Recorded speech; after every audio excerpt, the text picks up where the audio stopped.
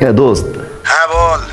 ওই যে তোর আব্বারে রক্ত দিয়ে আসছি, বাসায় ঢোকার পরে তো আব্বা বিশ্বাস করতেছে না। আব্বা মনে করতেছে কি যে আমি বাইরে গেছিলাম আড্ডা মারতে। তুই একটু বলতো। দে দে দে দে। হ্যাঁ এই যে আব্বা বাসি আছে, বল। শোনেন আব্বা, এই ছেলে সালমান কোথায় গেছিল? আঙ্কেল সত্যি কথা বলতে কি, ও আমাদের সাথে আড্ডা দিতে গিয়েছিল। ইচ্ছা মতো আড্ডা দিছে মাত্র।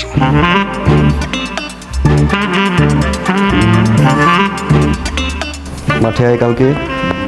এই শয়তান বাট পাল্লা ভাঙ্গা, তুই এত কয়লা বই বই করে বুঝাই যে আমার জান জ্বালাইস না, আমার জান জ্বালাইতে তুই কয়লা কয়লা বানাই ফেলাইছ, তেজপাতা কইরা ফেলাইছ হারামজাদা। আর কত জ্বালাবি? কি হয়েছে আব্বা? কিছু তো একটা হয়েছে। দেখ আব্বা এভাবে চিল্লাচ্ছিস কেন? এই তুমি চুপ করো তো। আব্বা আপনি বলেন তো হয়েছে কি? আমার কপাল হয়েছে, আমার কপাল। এই যে সোনার চান পিকলা গুগু, তোমাদের সোনার ছেলে কি করে জানো? ল্যাপটপে পড়া চালাইয়া সে বাইরে আড্ডা মারতে গেছে। সরি আব্বা, আপনি আমার মাফ করে দেন আব্বা।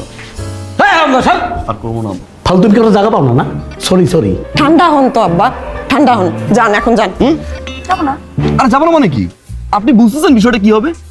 মার্ডার যদি একবার কোনো কারণে হয়ে যায়, যে কেউ একজন মার্ডার হয়, থানা, পুলিশ, মামলা, কেস, এখানে যাও ওইখানে যাও, এর সাথে কথা বলো, ওর সাথে কথা বলো, বিশাল ঝামেলা, বিশাল পেইন।